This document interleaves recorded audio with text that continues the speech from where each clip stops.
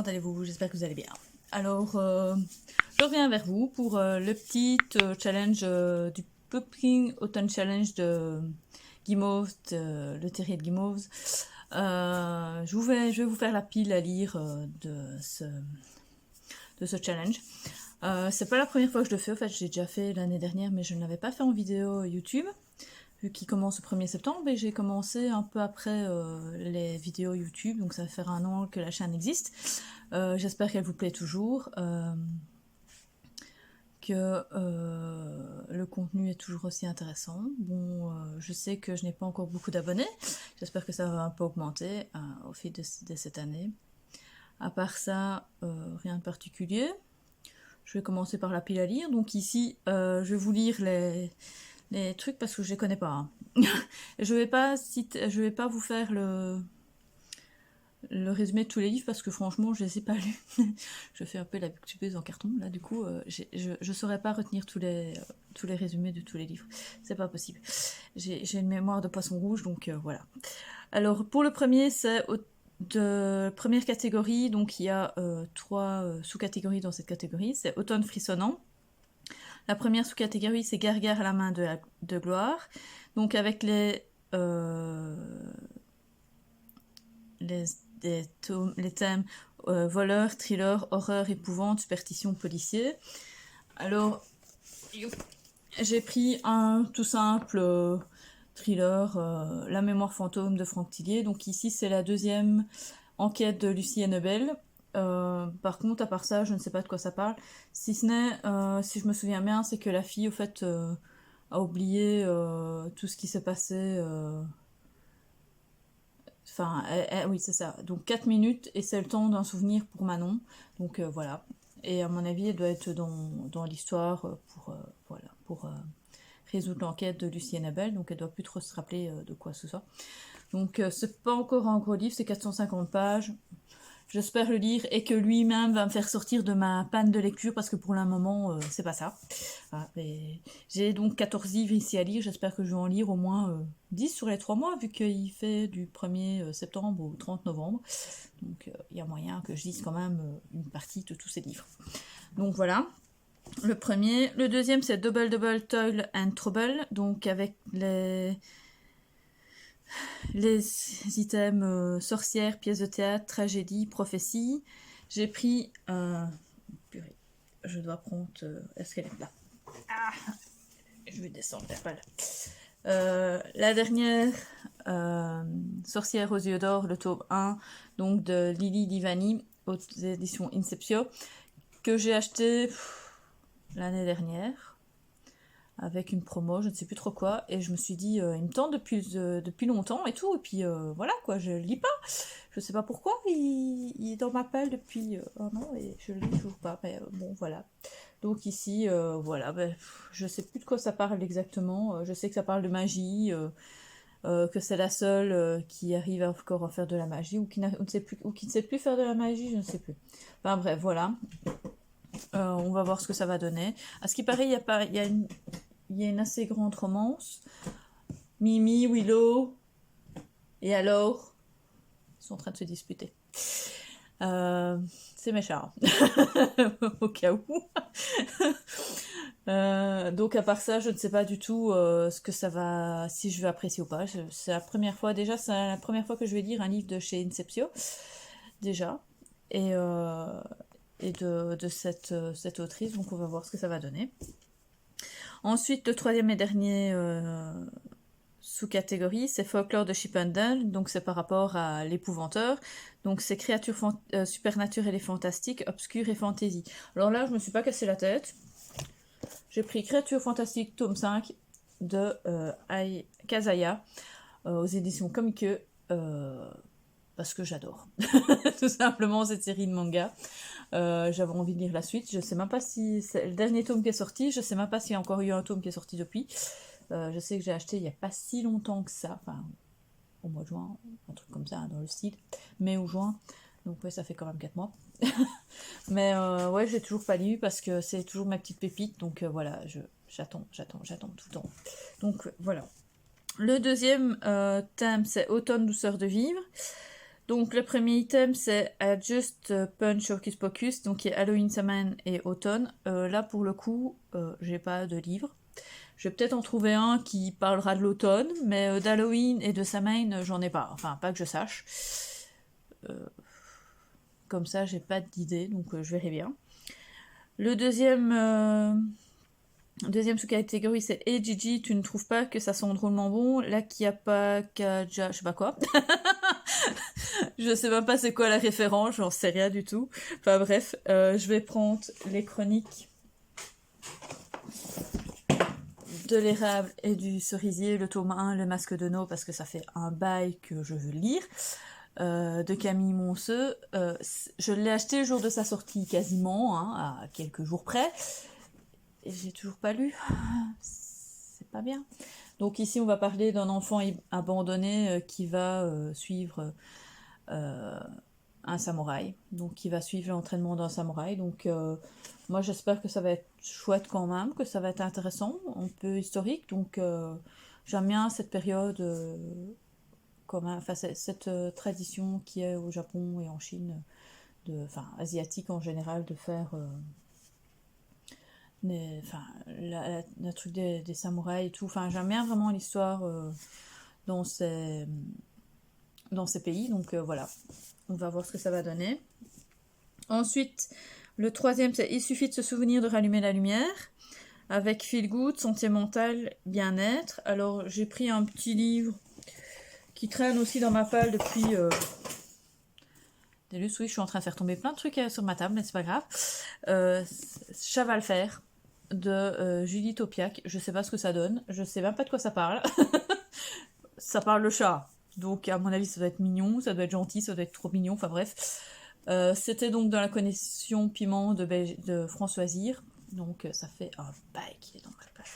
Je sais même pas quand est-ce qu'il est sorti, mais je sais que déjà il était sorti chez HarperCollins en 2018. Mais ici, juillet 2020, ça va aller, ça fait plus d'1 an qu'il est dans ma palle, quoi. Donc voilà. J'ai un dragon, je n'hésiterai pas à faire feu. Humour, illustré, anthropomorphisme et animaux. Bah, j'ai encore repris un autre avec un chat. Oui, je suis fan de chats, forcément, j'ai des chats. J'ai pris, donc je crois que c'est le premier tome, en fait, d'Alfie, le chat du bonheur, de Rachel Wells. Donc j'avais lu l'autre tome, je sais plus c'était quoi. Un ami pour la vie, que j'avais lu. Ça, c'était, à mon avis, je crois que c'était le tome 2, je pense. Et j'avais vraiment bien aimé, je trouvais ça très mignon. C'est pas très long, ça fait 300 pages. Donc, je pense que je vais le bouffer assez facilement. En plus, c'est toujours très, très chouette et tout. Donc, voilà. C'est aux éditions City, Poche City. Je ne connais pas du tout cette maison d'édition. Et en plus, c'est un qui est que j'avais acheté en occasion. Donc, ça va. À mon avis, il doit dater quand même, hein, ce livre. Oui, il date quand même de 2015. Donc, je lis quand même des reliques de ma palle. Et je l'ai acheté en 2017, je pense. Donc voilà. Oui, ça fait une balle. Enfin bref. Le troisième thème, c'est Automne enchanteur. La première sous-catégorie, c'est La lunette de pierre. Donc avec Petit peuple, nature, writing et féerie. J'ai pris une suite de saga d'Akotar, Un palais de colère et de brune, le tome 2 de Sarah J. Maas, parce que je l'ai acheté il n'y a pas longtemps. Franchement, non, j'ai acheté au mois de mai, je pense, mai-juin. Parce que j'avais lu le premier tome que j'avais quand même bien apprécié et tout, et donc je me dis, il faudrait temps que je lise ce deux, parce que le premier, j'ai lu il y a au moins 1 an, parce que je suis même pas sûre qu'il est sur les vidéos, donc voilà, j'espère me rappeler un peu l'histoire quand je lirai le tome 2, parce que franchement, ça fait un peu un bail. Voilà. Je me souviens quand même que Faye, je sais pas comment on disait le nom de la...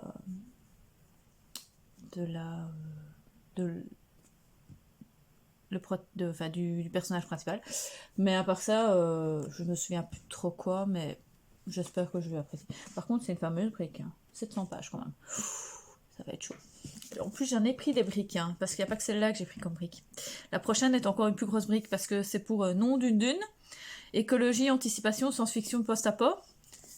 J'ai pris The brique. 22-11-63 de Stephen King, que j'ai déjà, entre guillemets, commencé. Mais comme vous voyez, il a eu un petit problème de café. J'ai mon mug, un jour je le prends pour aller travailler, et mon mug, je sais pas, c'est ouvert dans mon sac, et donc du coup, le petit livre, il a pris un peu cher. Donc j'ai quand même commencé ce livre, donc je suis à la page 121, donc j'étais au chapitre 5. Je l'ai abandonné parce que voilà, c'est du Stephen King, donc voilà, il faut se poser, il faut aimer, j'aime bien. C'est pas que j'aime pas l'écriture et tout, mais bon, c'est lourd, quoi. C'est quand même assez lourd. Donc, voilà. Et puis, avec cette histoire de café, du coup, je l'ai arrêté parce que forcément, il fallait que ça sèche un peu. Par chance, ça n'a pas trop ondulé les pages, donc c'est bien. Il aura surtout plutôt une odeur de truc. Mais bon, et puis j'ai entendu les critiques et je me dis que ce serait peut-être temps quand même que je le lise une bonne fois.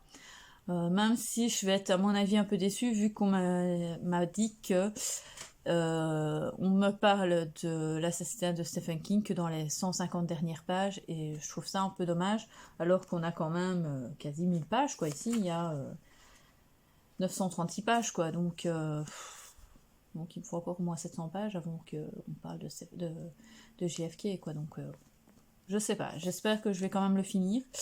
Ici, j'avais refait des trucs parce que je voulais lire en même temps que l'ASC de Meister Cabric, mais tout compte fait, j'ai pas eu le temps. Enfin, j'ai eu une panne de lecture totale, donc non, lire une bricasse comme ça pendant une panne de lecture, c'est pas le bon plan. Donc voilà. La troisième, dernier item de ce thème, c'est Princesse, qui est inclusivité, LGBTQ+, et féminisme. J'ai pris un livre aussi que j'ai acheté quasiment à sa sortie, c'est Le bal des vaincus, Le silence des vaincus plutôt, de Pat Parker. Donc c'était sur Bréséis et sur le truc de... comment encore par l'histoire de Troie, mais via les femmes. Oui, pourquoi j'avais dit le bal? Non, le bal des vaincus, c'est un autre livre.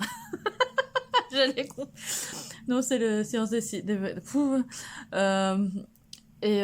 donc voilà. J'espère que je vais l'apprécier. C'était assez mitigé dans les trucs. Donc, comme il ne fait quand même que 340 pages, 349 pages pour être exact, 150, même 350, allez, 350 pages. J'espère quand même le lire parce que ça fait quand même un petit temps qu'il est dans la palle. Hein, un petit temps. Ouais, ça fait quand même quelques mois. Je pense qu'il est sorti pendant la... Il est sorti pendant le confinement, il me semble, ou juste après le confinement, je ne sais plus. 2020, août 2020, donc ça fait déjà un an aussi, donc franchement. J'ai des reliques et des reliques dans ma palle, hein, je vous le dis moi. Ensuite, dernier thème abordé, c'est Automne des mystères. Donc dans celui-là, on a 4 items. Donc le premier, c'est Destin perdu, qui est horloge, temps, énigme, puzzle, historique et steampunk. J'ai pris encore une bricasse. Franchement, j'ai pris que des bricasses. Qui fait... Ah non, en fait, c'est pas si gros que ça. C'est 536 pages. Les Arcanes d'Emra, tome 1, encore de chez Inceptio, de Elina E.C., qui, à ce qui paraît, est une bombe. Donc, j'ai été influencée beaucoup par Manon, hein, de Vibrations littéraires, pour ce tome-là. Enfin, pour ce livre-là. Donc, je sais plus de quoi ça parle. Croyez-vous en une vie après la mort, Mademoiselle Rivière? Ah, déjà rien que ça. On va voir. Je ne sais pas du tout, je ne me souviens plus. Enfin, tout ce que je sais, c'est que Manon en a fait l'éloge apocalyptique de ce livre, tellement qu'elle l'a apprécié. Je crois que c'est la duologie, la trilogie, je ne sais plus exactement. Je ne sais plus si c'est une duo ou une trio. Enfin bref, que ben voilà, il fallait que je le lise et voilà. Donc j'espère que je vais le lire cette fois-ci. Ensuite, Les ruines de l'Atlantide, qui est conte moral, philosophique, récit métamorphique, mythes et légendes. J'ai pris en tout simple le dernier tome, enfin le premier, enfin c'est le dernier tome sorti des Vilains, mais qui est le premier tome de la nouvelle série des Vilains. Je sais pas si vous me suivez. Parce qu'au fait, les Vilains, il y a eu Perdition, je sais plus trop quoi, et Les Sœurs, Les Étranges, c'était le dernier tome. Et ce dernier tome-là, en fait, faisait partie d'une saga, d'une série sur les Vilains, qui était par rapport donc aux Étranges Sœurs. Et ici, on commence une nouvelle saga des Vilains, avec donc Cruella, donc celle qui fait les 101 Dalmatiens.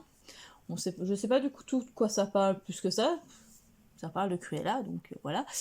On va voir, c'est un petit 300, non 200, même pas 300 pages, c'est écrit grand, souvent ça écrit assez rapide, ça se assez facilement, enfin moi j'avais bien aimé en tout cas la plume de l'autrice qui est Serena Valentino, donc j'espère que ça va aller, j'espère le lire aussi assez rapidement parce qu'il y a déjà le deuxième tome de cette saga, donc de cette deuxième saga qui sort, ou qui est sorti ici au mois d'août, je sais plus, je sais que ça sortait bientôt. Et qui était, je ne sais plus sur quoi. Je réfléchis. Je sais pas s'ils m'ont mis, mais non. C'était quoi l'autre? J'ai oublié. Je sais qu'il y a un autre tome qui va sortir. Donc voilà. Et ensuite, l'avant-dernier thème, c'est En avant Yvette Tempête, donc c'est sur aventure. Ah oui, et j'avais mis aussi celui-là parce que ça fait un bail que je suis dessus, donc sur les ruines de l'Atlantide. J'avais mis aussi Merlin, le tome 1, Les années oubliées, donc c'est un jeunesse, donc de T. A. Baron. J'avais commencé à lire il y a déjà quelques années, oui. Et j'étais arrivée à la 170 pages et je l'avais trouvé fort lent, et je me dis que peut-être que ici en lisant dans un challenge, peut-être que je le finirai. Et qu'au fait, je l'apprécierais parce que franchement, je sais pas. Il était un peu bizarre en fait comme livre. Surtout qu'en plus, c'est une saga quand même qui a fait 4 tomes et je crois qu'il a fait une autre saga avec après. Donc ça avait l'air d'être quand même un truc assez génial. Mais moi, là tout de suite, j'accrochais pas. Hein. Donc c'était l'histoire d'un gamin qui était rejeté de l'océan et qui ne savait plus qui il était, où il était, enfin d'où il venait, euh, ni son nom, ni sa famille, enfin, et je me demande même s'il n'était pas devenu, il me semble qu'il est même devenu aveugle, et, euh, et donc du coup il avait des pouvoirs, il commençait à avoir des pouvoirs, mais voilà quoi, je sais pas du tout, j'étais arrivée donc à la deuxième partie, mais on verra bien, j'essaierai de le finir, en tout cas. Bref, donc j'en étais donc en avant Yvette Tempête, donc qui était aventure archéologie et voyage temporel et artefacts. Et de celui-là, j'ai mis 2 au fait, parce que je ne sais plus où j'en ai mis 2. J'ai mis Le tombeau d'Hercule, une aventure de Wild et Chase, au fait que j'avais déjà commencé. Enfin, j'ai lu au fait l'Atlantis, le truc de l'Atlantis avec lui. Enfin bref, je sais plus c'était quoi le titre. D'Andy McDermott, et je me suis dit oh, je lirais bien un autre parce que franchement j'avais été super hypée par l'histoire sur l'Atlantis, et c'est Atlantis, non c'est Atlantis ou Atlantis, je sais plus, j'avais super bien accroché et tout, et donc je me dis ce serait bien cool de relire un petit McDermott, et ben voilà, donc ici c'est sur Hercule, donc on verra bien ce que ça va donner, est-ce que ça va être chouette ou pas. J'espère, bon c'est une aventure, hein, donc, et puis c'est archéologique, donc je tombe à fond dedans. Et ensuite, j'avais pris aussi, que j'ai commencé aussi, mais quand je dis que j'ai commencé, j'ai lu 15 pages. Hein. Parce que ça fait aussi le 3e ou 4e fois qu'il est dans un Dead Challenge. C'est Magnus Chase et les dieux d'Asgard, l'épée, donc le tome 1, l'épée de l'été. Donc de Rick Riordan. Ben non, j'arrive pas à rentrer dedans. Parce que j'avais adoré Percy Jackson, franchement j'avais vraiment aimé. Je me suis dit allez, je l'ai acheté. Bon, j'ai pas acheté en neuf, hein, donc j'avais acheté en occasion, je pense. Mais j'essaie de lire, mais ça ne me... Là tout de suite, c'était pas trop ça. Donc voilà. Et ensuite le dernier livre, que j'ai commencé aussi le mois dernier. Quand je dis j'ai commencé, j'ai lu 30 pages. Hein. Il était dans ma palle de l'été, mais non, il n'a pas voulu en sortir plus que ça. Enfin, j'étais pas plus hypée que ça. Bon, pour le dernier point qui est cabinet de curiosité, donc c'est art, sciences, musée, singularité, étrangeté, j'ai pris Le Jeune de l'Atlantis d'A.J. Riddle aux éditions Brajlon. Donc ça parle au fait de... ils vont dans l'Antarctique et donc ils découvrent une secte. Et en même temps, on a une femme qui est enfin moi perso, dans ce que je viens de lire, c'est qu'elle s'occupe d'enfants autistes, je pense. Je ne sais plus. C'est autiste ou... Et donc ils se font enlever, des enfants se font enlever. Donc je sais pas du tout ce que ça va donner.